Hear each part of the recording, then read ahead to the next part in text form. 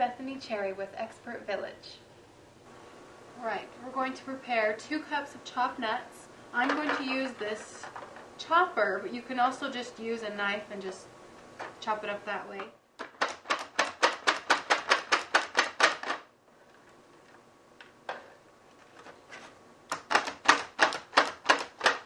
You can make the nut pieces as big or as little as you want them to be.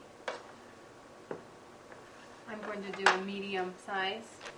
It doesn't matter what you use. You can use pecans or walnuts. I'm going to be using walnuts today.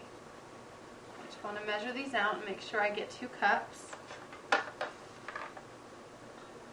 Now we're going to add the chopped nuts and the coconut. Just mix that in. And we need to make sure that this icing is completely cooled before we put it on the cake, or it will just run off the sides and it won't stay on the cake nice.